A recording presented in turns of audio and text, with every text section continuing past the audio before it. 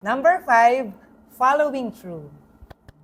Yan, gaya ng aming dedication, kaya ngayon nasa 24th episode na tayo. I think yun po talaga isa sa very important discipline na matutunan ng kabataan at ng lahat ng tao is yung maging consistent. Kasi maraming bagay na worth having, hindi siya isang bagsakan lang. Like, isang beses mo lang gawin, expect mo, nandiyan na yung resulta na malaki. Hindi ganun nag-work yung mundo. Hindi parang hindi ka ngayon nag-plant ng mango seed. Expect mo bukas meron ng 12 or more than pa na bunga. It will take time and patience. Nurture mo pa yan, didiligan mo pa yan. May effort na kailangan. And yun nga, laging kasi yung resulta, hindi yun kung kailan mo ginusto, doon magbubunga. So, kailangan matrain tayo ulit to accept na may gestation time. May time na kailangan bigyan natin ng enough time and space na magkaroon ng bunga yung mga ginagawa natin kahit hindi man immediate. Huwag sa alang-alang yung magiging effect ng small habits.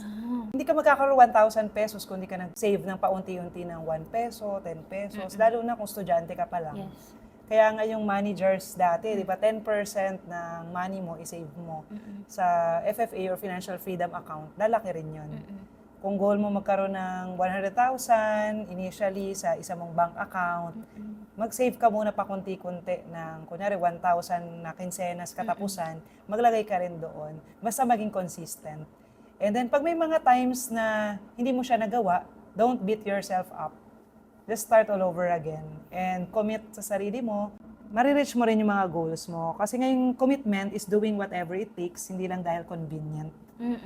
Kahit na bumagyo, kung sinabi kong papasok ako at magkikita tayo, I will be there.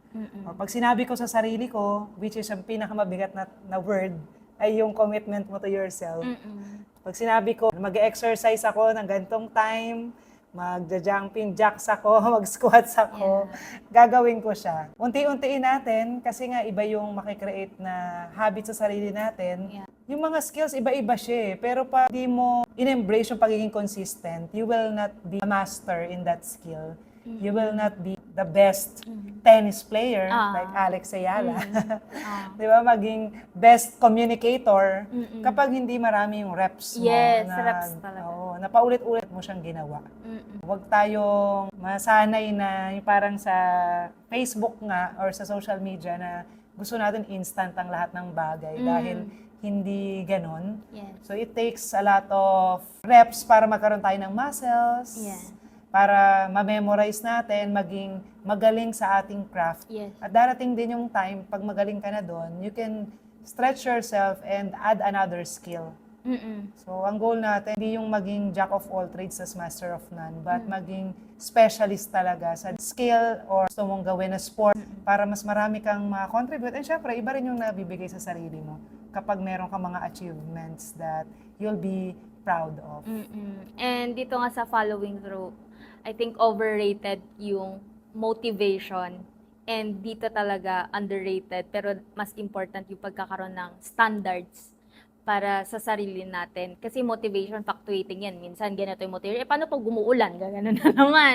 Gaganon na naman. Hindi na nakapag-follow through kung nakabase lang sa motivation. Pero having standards, like having your floor, ito yung hindi bababa dito yung mga dapat na inputs ko. Kaya nakaka-help sa akin, Miss Tin, yung natin, Monday. Every Monday natin na WAM, sprint, yung weekly accountability meeting na ito yung mga sinabi kong gagawin ko. 10 na post, ganito na outreach, ganito. Kasi kapag nakabase ka lang sa motivation doon, wala na. Everyday di ako motivated. Paano kung once a week lang ako motivated? Wala nang nangyari sa akin. Pero kung having that standard na sinet ko sa sarili ko, ano man yung ma-feel ko, sige, igagapang ko this day, okay, hindi ako masyado motivated, siguro kalahati lang. Then bukas, doble ko. Pero dapat hindi bababa dito. So, I think it's important for us to have our own standards. Kung ano man yun, kunwari sa amin, nasa sales kami, ano yung standard namin na dapat na content na magawa namin in a week. Kahit nagsisimula, halimbawa, 3 muna. Dapat hindi bababa doon. Next week, baka pwede ng 5. Nakaapat. And doon na magko-compound. And doon nagkakaroon ng mastery sa craft natin kasi paulit-ulit siyang ginagawa. Nagiging better, nakaka-receive tayo ng feedback, nagustuhan ba ng mga nanonood or may comments ba sila, ano pa yung ways to improve. Doon, yung mga magagandang bagay, like si Alex Ayala, may nakita akong post na 2020, pang 1,000 siya sa world ranking, 1,000 plus. And in just 6 years, pang 20 na siya. 'Di ba? Kung hindi siya naging disciplined within those 6 years, kung hindi siya nag-follow through, hindi siya consistent, hindi niya maaabot 'yun. So yung mga world-class professional, talagang ino-honor nila yung pagkakaroon ng standard nila sa sarili. And kahit normal people lang tayo, 'di ba? Like hindi naman tayo ganun na athlete, pero in our industry or sa buhay natin, kailangan meron tayong standard na hindi bababa dito. Tayo naman magsiset nun, and every time na nami-meet natin yun, tayo din yung mag-i-increase nun paunti-unti hanggang sa, wow, 100 calls in a week, 100 posts in a week, di ba? Mga short term, long form, kung ano-ano na. So, kaya na pala natin. Ganun na pala tayo kagaling. Di natin yun mapapansin kasi nag-focus lang tayo sa inputs, getting better, follow through, pag-honor sa words natin, pag sinabi natin ganito, ganito. So, ayun, yung realization ko pa sa mga natin, shinare natin, talagang adulting, hindi mo siya masya-shortcut, hindi mo siya matatakasan, kailangan harapin siya and dapat ma-practice yung delayed gratification talaga. Kasi dapat more than we work hard sa job natin, dapat sa sarili natin yun. Yung pagkakaroon ng own standards talaga to become better. And maka-add pa tayo ng value sa kung sino man sinaserve natin in our industry, yung clients natin, even yung team kung nasan po tayo.